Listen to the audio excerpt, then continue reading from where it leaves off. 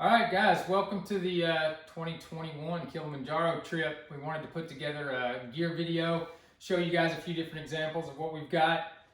This is Mike Cavanaugh. He's going to be your group leader this year. Pretty excited to Welcome. Welcome. Finally, excited to have everybody. We thought we'd put together a brief video. We'll be reaching out to you in the next week or two, sending out a group email, but wanted to put together a video to share with you kind of with Ben and I what we anticipate previous year's gear you guys have needed and some recommendations of what we have. So I'm super excited. I'm just bummed out I'm not going to be there with you guys this year, but I trust Mike to he's going to have a great time, and I'm going to be jealous when you guys get back. So yeah, we'll jump in and we'll go through all the gear. All right, guys, we're going to quickly go through what you would need for Kilimanjaro. We have quite a few questions, and hopefully this will be a little bit of a guide for you. First off, we have a lot of questions about shoes. Basically, if you like trainers are fine, or sneakers, almost all the way up to 15,000 foot camp. So a pair of sneakers, mid-weight trainers, and then for the summit day, or if you prefer for the rest of the mountain, these are a solo leather, something that's waterproof, sturdy, and something you've broken in. On later trips, like late season, late February, March, maybe some sort of snow crampon may come in handy. Around camp, I like to have these. They're not a necessity, but if your feet are cold and you want to get out of your boots, some sort of puffy shoe work really nice at camp. And then you're going to want some sort of gaiter to keep out snow, to keep out dirt, keep out dust. There's a bunch of different brands here. These are Outdoor Research. As far as socks goes, really you don't have to make this too complicated. You have some sort of liner wool sock or ankle sock for the lower mountain and your trainers. And then 3 or 4 different pairs of sort of a thicker mountaineering sock that'll keep your feet warm. These are darn tough mountaineering socks. These are smart wool. I'm sure you all have your favorites. Thick sock and some sort of lightweight. Underwear, synthetic, so they dry easily. 4 or 5 pairs should be plenty. As far as your lower body, again, lower mountain, you might just have a nice thin layer for just shorts or a zip-off pant. So if it is hot or cold, you can add your layers, shorts or pants. That should do it for most of the lower mountain. If you get cold, you can add a layer of long underwear. I would usually take a couple pairs, a medium and a heavy set. They're nice to sleep in your sleeping bag as well. And also for summit day, if it's a really cold summit day. There's some other long pants that would work just fine. Outdoor Research has a pair. They're stretchable, whatever you enjoy, but some sort of hiking pant, long underwear should do it. As far as optional gear, I like these. These are Mountaineer sort of insulator pants. Patagonia makes some puffy pants, but around camp they zip all the way on and off, so you can put them over your other gear. It's a great insulator layer and keeps you pretty comfortable. As far as upper body, again, you don't have to overdo your packing. You really 1 or 2 long sleeves, 1 or 2 short sleeves. Some sort of synthetic t-shirt, a long sleeve shirt. This is Outdoor Research. Here's another lightweight, keeps the sun off of you, and it weighs almost nothing for the lower mountain or as an additional layer. And then you maybe have a little medium layer for the summit day. It's a little thicker, and some sort of fleece. That really should do it for your upper body. If you like these little breathable jackets, you can add that. But again, couple t-shirts, couple long sleeve shirts with a mix and match with your fleeces should be adequate. As far as your hands, again, most days you may need nothing, but I think a couple of liner gloves are worthwhile. Keeps the sun off your hands, but also for summit day, you've got something that's kind of lightweight, maneuverable. And then some sort of glove if it gets really cold or really wet, that's waterproof and maneuverable, like these Black Diamond Guide gloves. As a guide, or as someone in charge, or if your hands get really cold, you might want to throw in a mitt. These are Outdoor Research, but this you probably wouldn't even use. This is sort of an emergency backup.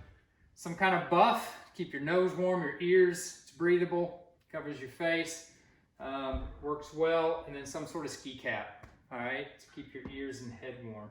Sun cap's important down low on the mountain, or a baseball cap, but have something to kind of protect your ears. This is nice. Protects your neck and ears. It's pretty breathable. Got to have your Wild Med banner, of course. And then make sure you have good sunglasses that are nearly 90% UV protection. These are important. I always have 2. We've had people with UV keratitis on the mountain because sunglasses broke. I would make sure you have some sort of glacier goggle You can take a snow one as a backup. If it's really windy or snowing in the late season, you could have a snow goggle that you take as a backup. Head torch is important for early summit day. Also in your camp or in your tent or around, go to the bathroom at night, make sure you have extra batteries or some way of charging these things. But a head torch is gonna be important. As far as rain layers, you need a good rain jacket. Basically something that's breathable is nice. So armpit vents here, this is North Face. Outdoor Research. This doesn't have to be super heavy duty, thick Arc'teryx style rain jacket, but you should have a quality rain jacket to keep you dry and comfortable on the mountain. Same with rain pants, a lot of different options. These are Mountain Hardwear. Again, you're looking for something that zips all the way from the bottom to the top so you can put them on without taking your boots off and put them on all of your other layers. So good rain pant, good rain jacket. As far as your warmth, you need a down jacket of some sort. I would have a medium to heavy size down jacket that you can take on the summit and also for camp, dinner.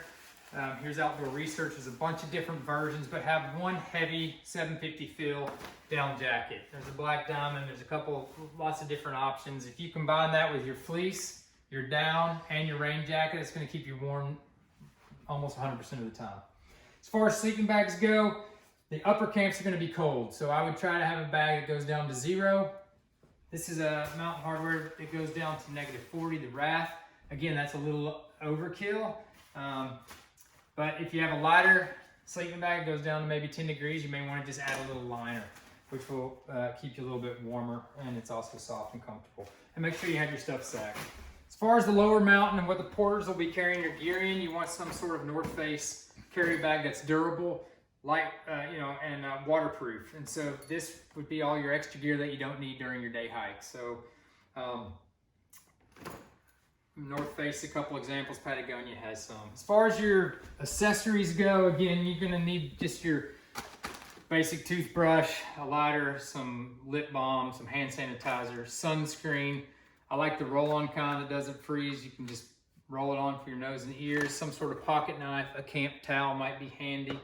A pee bottle comes in handy at night in storms. You don't have to get out of your tent. A little roll of toilet paper. Your guides will take care of most of this, but while you're hiking, it might be worthwhile to take a really small roll of toilet paper for emergency use.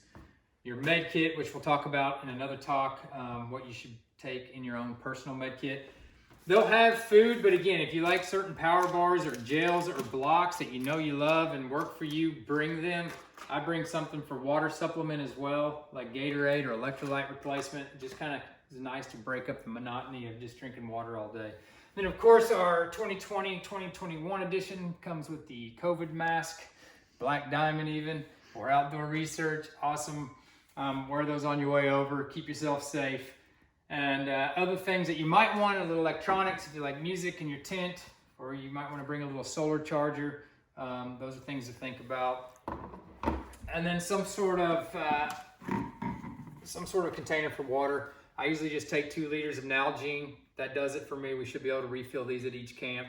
You shouldn't have a problem with water. If it's cold or late season, sometimes I'll take 1 bottle insulator just to make sure my water doesn't freeze, but you shouldn't run into that problem on Kilimanjaro. Then a thermos if you like a hot drink. Bring a lightweight mug for coffee. You can take that up the trail. There's a bunch of different options out there for coffee containers. And if you're a bladder lover, you shouldn't have to worry about your bladder freezing. Sometimes in the late season it can be really cold. You might want an insulator for your tube. So I think a bladder is fine with at least 1 or 2 liters, like a Nalgene bottle. As far as packs go, I'd say that's my other big question for Kilimanjaro. You don't need a huge mountaineering pack. You can take medium range packs. You do everything you need, anywhere from 30 to 40 liters. So right here is the 38 liter Osprey. That will get the job done. Other option would be bring a little bit bigger pack and then have a summit pack where you just have your food, emergency gear, and maybe your med kit. And so you could carry that up in your porter's bag and use that for summit day. Also, just make sure you have a pack cover to keep your stuff dry. Bring 4 or 5 different waterproof or non-waterproof bags to store your gear in. I like to keep my clothes in a waterproof bag inside of my backpack. You could take a garbage bag and line your pack, that works as well. But have 4 or 5 different container bags for your toiletries.